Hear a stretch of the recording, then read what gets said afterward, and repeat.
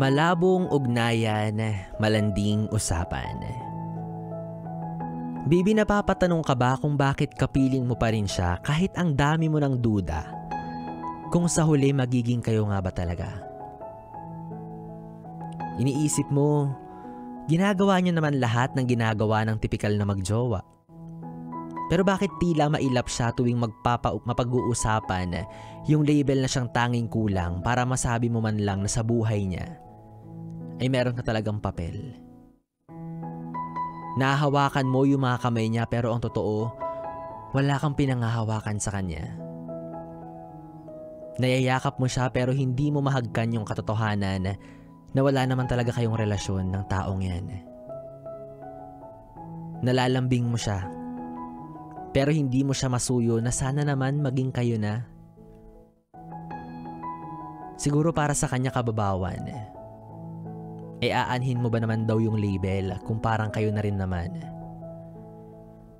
Bibi, baka hindi pa niya lubos na naiintindihan yung kahalagahan ng karapatan.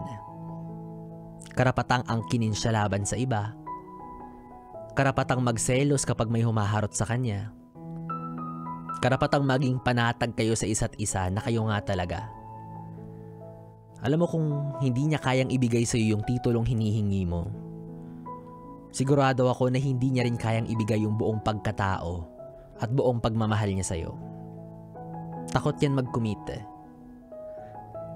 Kasi alam niyang anytime, maaari siyang magsawa. Ayaw niya ng label para mas mabilis siyang makawala.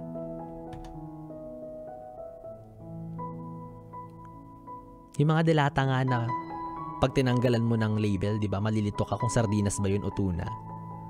Yung relasyon nyo pa kaya. Anyways, Bibi, alam ko nakaka-relate ka, ilabas mo yan, huwag kang mahiya. I-share mo ang iyong kwentong MU.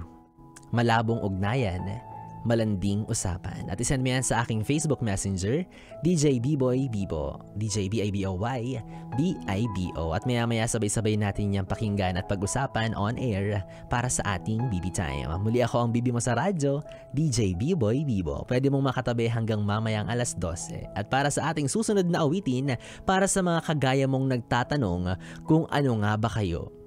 Kayo ay mga taong hindi tinadhana para maging magjowa, kundi para maging magkalandian hanggang sa magsawa. Charot. Here's Jonalyn Veray with her song, Ano Nga Ba Tayo? Hatid sa'yo ng 101.1, Yes, the best.